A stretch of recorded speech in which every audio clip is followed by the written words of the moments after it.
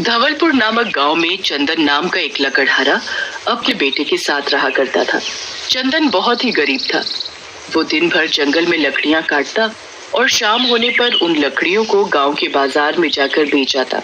एक बार की बात है, चंदन लकड़ियां काटने के लिए जंगल जा रहा होता है कि तभी उसका बेटा चिंटू चंदन से बोलता है, पिताजी, गांव के सभी बच्चे स्कूल जाते हैं, मुझे भी उनके साथ स्कूल जाना है, मुझे भी पढ़ाई करनी है। आप मेरा दाखिला भी स्कूल में करा दीजिए ना।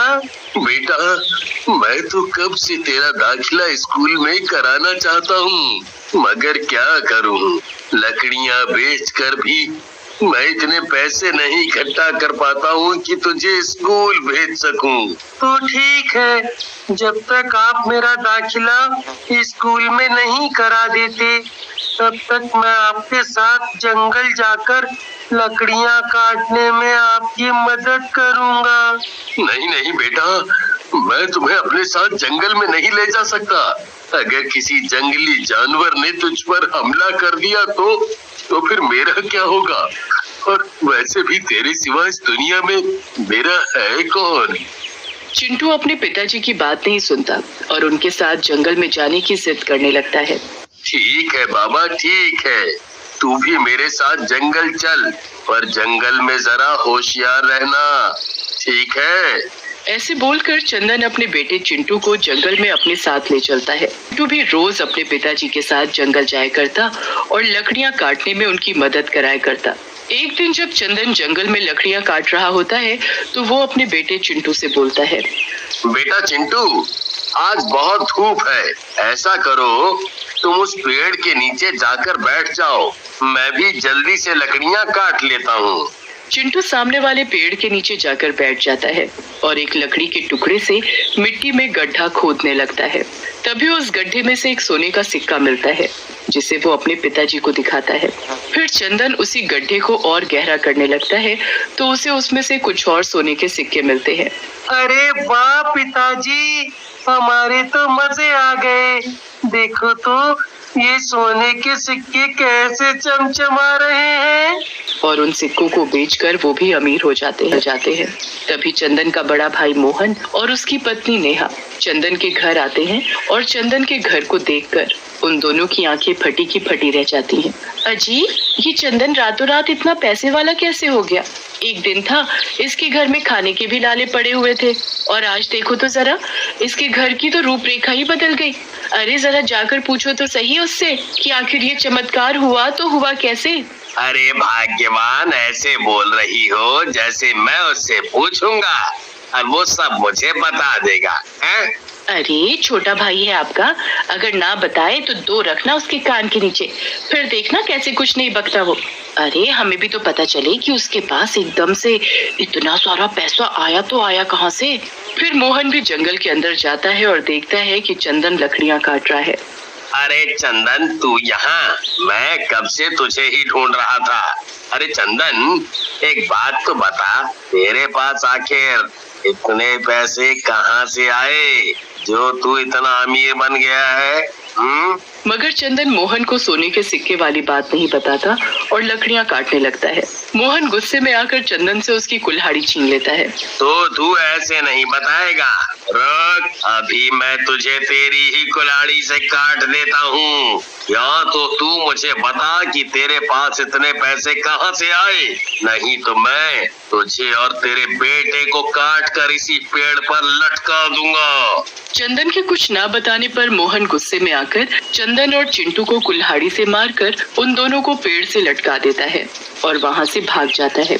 मरने के बाद चंदन और चिंटू दोनों एक डरावने भूत बन जाते हैं और उसी पेड़ पर रहने लगते हैं। एक दिन पिंटू नाम का एक आदमी उसी जंगल से निकलकर जा रहा होता है कि तभी उसे पेड़ के ऊपर से किसी बच्चे के हंसने की आवाज। पिंटू जैसे ही उस पेड़ के ऊपर देखता है तो उसे पेड़ पर झूलता हुआ एक डरावना बच्चा दिखाई देता है। वो जैसे ही अपनी जान बचाकर वहां से भागने की कोशिश करता है कि तभी एक डरावना भूत उसका गला पकड़ लेता है और उसे मार कर खा जाता है। आए दिन जंगल में इस तरह से लोगों के मरने से पूरे गांव में हड़कंप मच जाता है। अरे सरपंच जी कछु करिए, नहीं तो वो भूत एक दिन हम सभी को मार डालेगा। हाँ, सच में उस पेड़ पर रहने वाले भूत और उसके बच्चे ने तो हम गांव वालों का जीना हराम कर रखा है।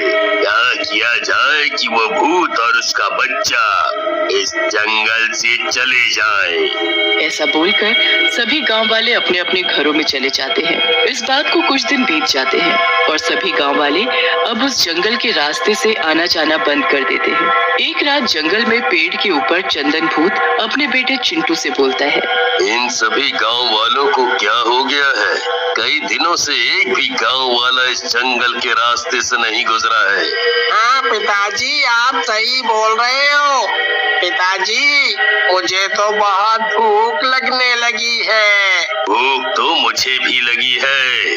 अरे अगर ये गांव वाले इस जंगल के रास्ते से नहीं निकलते तो क्या हुआ? तो क्यों ना हम दोनों ही गांव चलें? हाँ पिताजी, ये तो बहुत ही अच्छा रहेगा। फिर वो दोनों हवा में उड़ते हुए गांव की तरफ जाते हैं। गांव में कुछ लोग खड़े होकर आपस में बातें कर रहे होते हैं कि तभी उनकी नजर भूत और उसके बच्चे पर पड़ती है। अरे मर गए, ये पेड़ पर रहने वाला भूत और उसका बच्चा तो हवा में उड़ते हुए हमारे गांव की तरफ ही आ रहे हैं।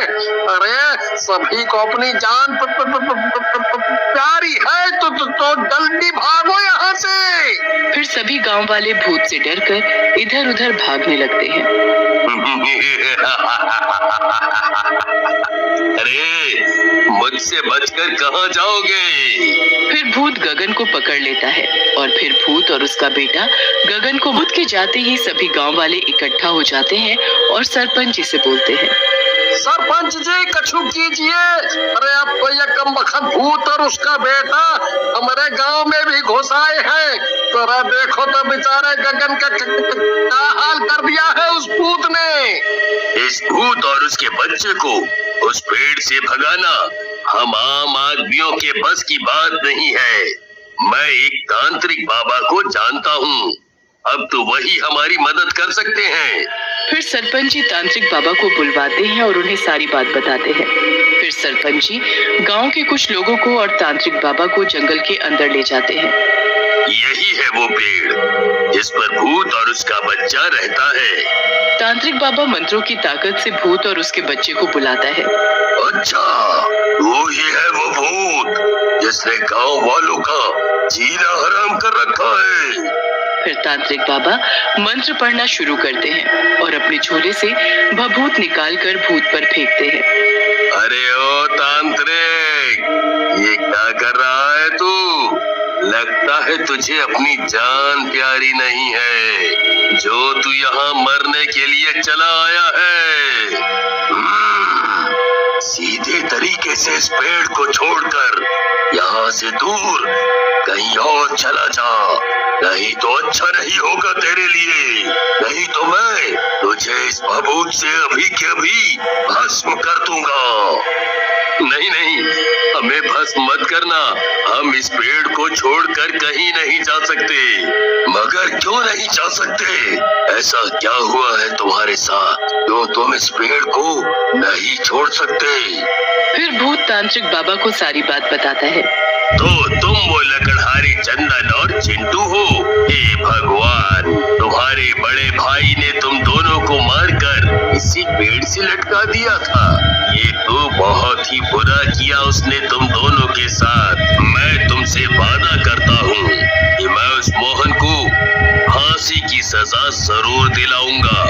फिर उसी दिन सरपंच जी मोहन को उसके घर से पकड़कर ले आते हैं और मोहन को अपने भाई और उसके बेटे को मारने के जुर्म में फांसी दे देते हैं। भूत भी अपने किए वादे के अनुसार उस पेड़ को हमेशा हमेशा के लिए छोड़कर अपने बेटे के साथ कहीं दूर चला जाता है।